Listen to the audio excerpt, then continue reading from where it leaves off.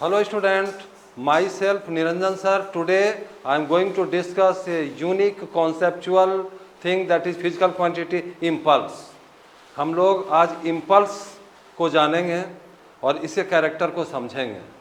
ये एक unique portion इसलिए है कि जो फोर्स का जनरल कॉन्सेप्ट था कि जितना देर तक फोर्स रहेगा, ठीक है, उसका इफेक्ट उतना ही ज़्यादा होगा, लेकिन इम्पल्स एक नए कॉन्सेप्ट को दिखाता है।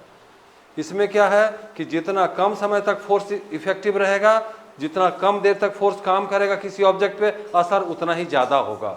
बड़ा थोड़ा कंट्रोवर्शियल सा लगता होता है कि फोर्स कम समय, ठीक है, टाइम कम और फोर्स ज़्यादा। देखिए ज़रा, आप जनरल लाइफ में देखते हैं, इसको एक्सपीरियंस करेगा तो ये बात समझ में आती है। कैसे?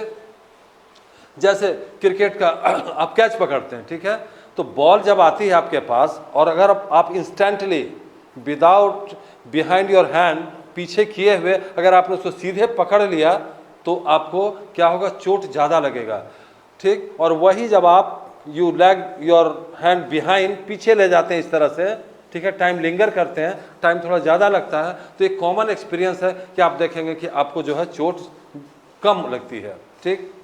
ये हो तो रहा है ज़रूर ये घटनाएं, ठीक। बैट्समैन, अब एग्जाम्पल लीजिए बैट्समैन का, बॉल आया, अगर बॉल को मिनिमम टाइम में वो हिट कर पाया तो ज़्यादा दूर तक जाता है। ये हम लोग देखे हैं, ये कॉमन एक्सपीरियंस है। लेकिन यहाँ पर कौन सा थ्योरी काम कर रहा है? वो थ्योरी काम कर रहा है इम्पल्स का, ठीक है। तो ज़रा से इम्पल्स को हम लोग पहले डेफिनेशन को देख लें कि क्या है।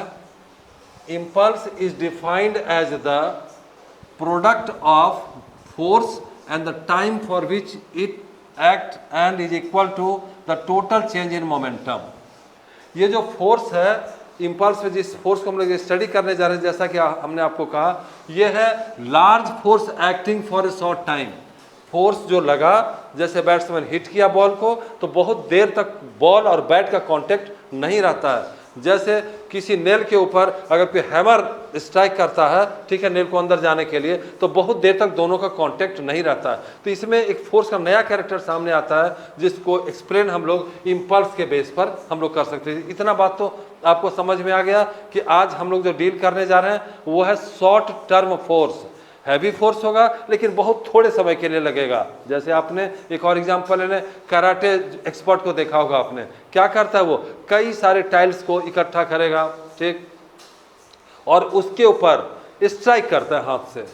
जनरली वो मतलब नहीं संभव कि वो टूटेगा, लेकिन इतना तेजी से वो स्ट्राइक करता है, मतलब टाइम जो है वो कम से कम लगता है, और तब देखते हैं हम लोग कि वो पूरा टूट जाता है। तो ये इतना ज़्यादा मतलब हार्ड रॉक को कैसे तोड़ पाया? क्योंकि उसने शॉर्ट टाइम को कम किया, जितना कम कर पाया, इसके चलते वो इफेक्ट दिखता है। ये सारे जो एग्जाम्पल मैंने आपको बताया वो सारा रिलेटेड टू इम्पल्स है। तो आज हम लोग डिटेल से इसी को स्टडी करने वाले हैं, इम्पल्स। तो इम्पल्स को मेजर कैसे करें? ये तो पता चल गया सर कि एक अलग काइंड का फोर्स है, लेकिन मेजरमेंट कैसे होगा? तो impulse is defined as the product of the force और जितना टाइम तक, the time for which it act and is equal to the total change in momentum. Force और ये आपका जो टाइम है, इन दोनों के मल्टीप्लिकेशन को ही हम लोग क्या कहते हैं? प्रोडक्ट को इम्पल्स कहा जाता है। It is indicated by letter J, ठीक है, जे से डिनोट इसको हम लोग करते हैं, राइट। अब जरा सा बात करें कि इसका यूनिट भी देख लेते हैं। ऐसा यूनिट की अगर मैं बात करूं तो क्या होगा? ये फोर्स है तो न्यूटन, और टाइम है तो second. Newton second is the SI unit of impulse. लेकिन इम्पल्स एक्चुअली है क्या चीज? टोटल चेंज इन मोमेंटम का इक्वल। तो एक और यूनिट आता है चेंज इन मोमेंटम, तब क्या हो जाएगा? केजी मीटर पर सेकेंड। इसका मतलब ये हुआ कि इम्पल्स को हम लोग इस तरह से भी समझ सकते हैं कि इम्पल्स क्या चीज़ है? चेंज इन मोमेंटम के इक्वल होगा, चेंज इन मोमेंटम। तो मोमेंटम का जब चेंज होगा तो यूनिट भी मोमेंटम का होगा, तो ये भी उसका इक्विवेलेंट यूनिट है। लेकिन हम लोग जनरली इसको न्यूटन सेकेंड से डिनोट करते हैं। And you can observe here that it is a vector quantity. क्यों वेक्टर है? क्योंकि फोर्स और जो टाइम का जो मल्टीप्लिकेशन है, जो इसका जो प्रोडक्ट है, उसी को हम लोग जे से डिनोट कर रहे हैं। तो वी जो एफ जो है हमारा क्या है? ये एक वेक्टर क्वांटिटी है, इसलिए जे भी एक वेक्टर क्वांटिटी हमारा होगा। ठीक है, समझ गया इसको? नेक्स्ट,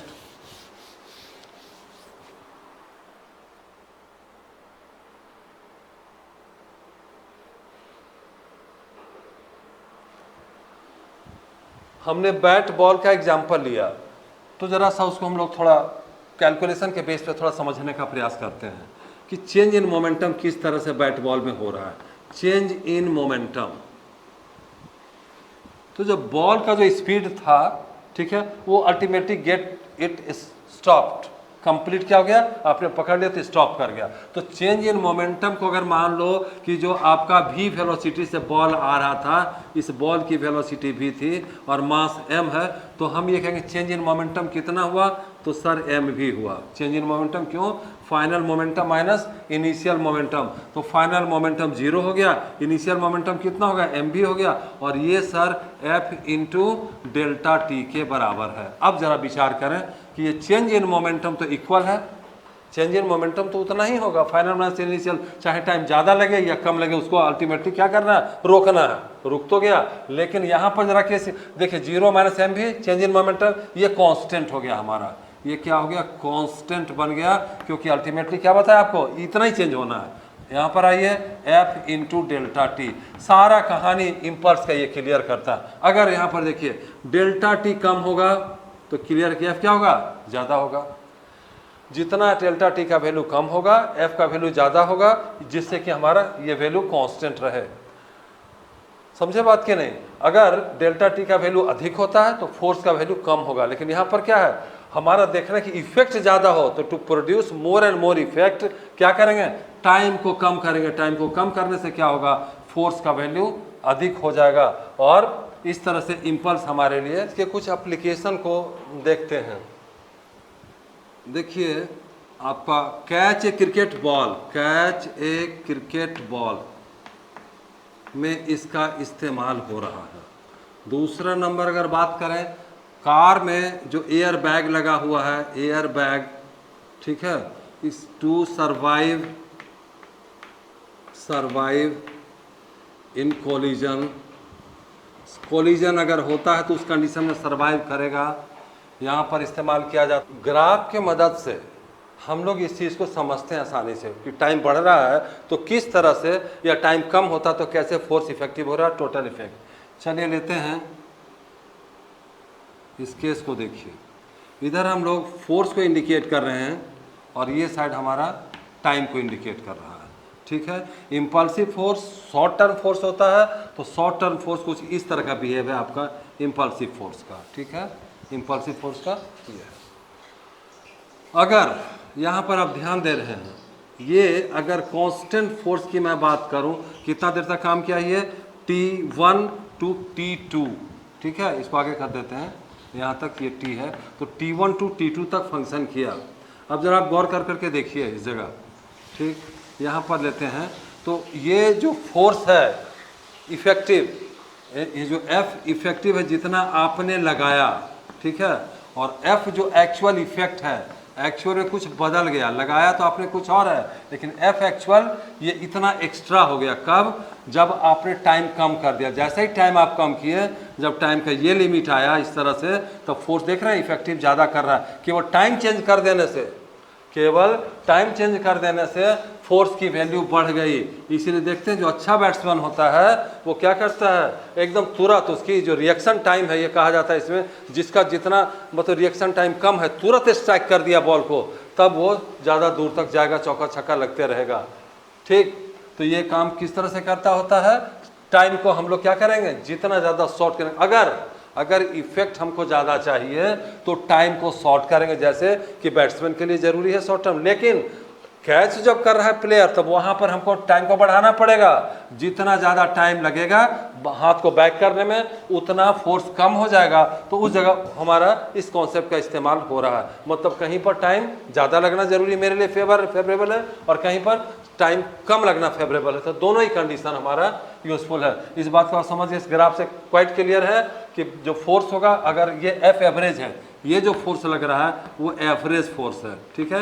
एवरेज फोर्स का उसी टाइम में जो इफेक्ट, मतलब वैल्यू बराबर है। यहाँ पर जो FAVG का बात करें, और टाइम जो है, टाइम आपका कितना है, T2 माइनस T1, ये जो वैल्यू है। और यहाँ पर अगर हम इस जगह देखेंगे तो F जो आपका एक्चुअल है, ठीक है, टाइम चूँकि चेंज कर गया, टाइम ये वाला टाइम यहाँ से ले रहा है ये, तो इसमें हमारा क्या हो जाएगा, ले लीजिए, इस टाइम को अलग से लीजिए, इस टाइम को इंडिकेट हम मान लिया करते हैं T4 माइनस T3, तब ये क्या हो जाएगा आपका, दोनों इक्वल है, इसका प्रोडक्ट इक्वल है, लेकिन टाइम यहाँ पर लेस है, टाइम लेस होने के चलते इसकी वैल्यू बढ़ जाती है, इसीलिए ये फिगर आपको ड्रॉ की। क्लियर है बात? Impulse momentum theorem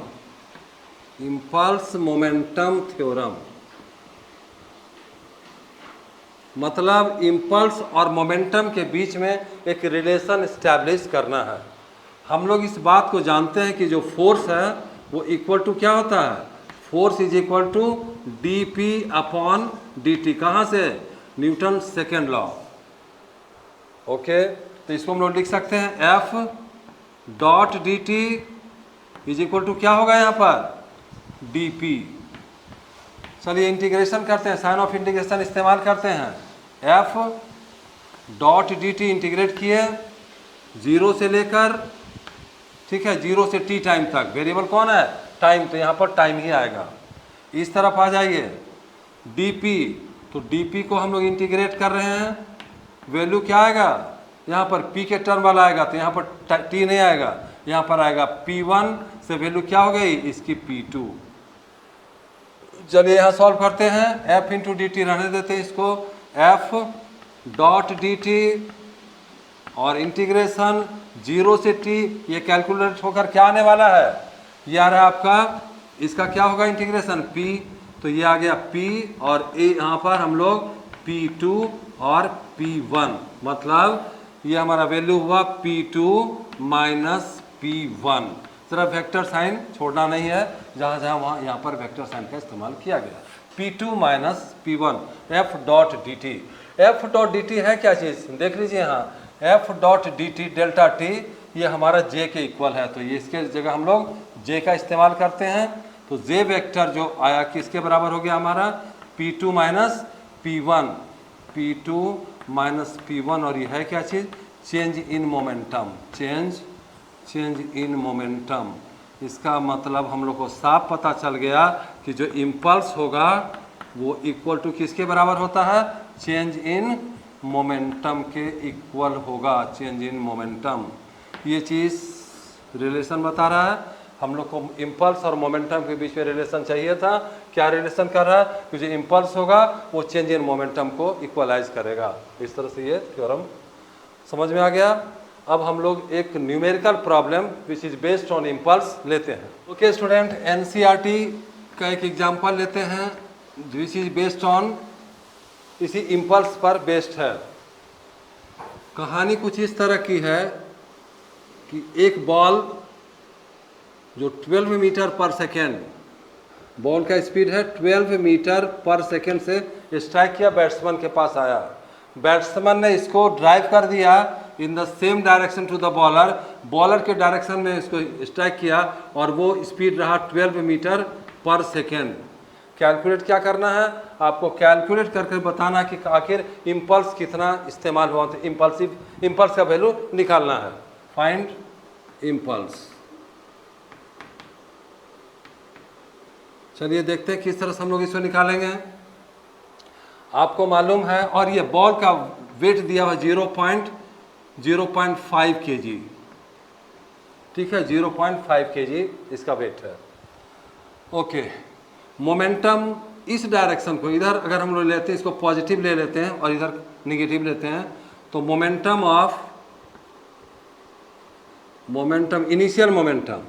initial momentum of ball कितना होगा, तो सर कुछ नहीं, मास इंटू वेलोसिटी, मास है 0.5 kg इंटू वेलोसिटी 12 मीटर पर सेकेंड, कितना आएगा, ये आ जाएगा 6, ठीक है, kg मीटर पर सेकेंड, 6 kg मीटर पर सेकेंड। ये हुआ initial momentum, right. Final momentum क्या होगी वैल्यू, फाइनल मोमेंटम आप देख रहे हैं, मास इंटू वेलोसिटी, मास तो वही है, तो 0.5 kg multiplied by the speed 12, लेकिन स्पीड इधर है, डायरेक्शन नंबर उल्टा हो गया इसका, तो -12 मीटर पर सेकेंड, और अब ये जो वैल्यू आ रही है वो आ रही है -6 kg/s। अब बात आती है कि सर चेंज इन मोमेंटम बताइए, तो चेंज इन मोमेंटम होगा कितना? चेंज इन मोमेंटम की अगर बात करें तो ये आ रहा है फाइनल मोमेंटम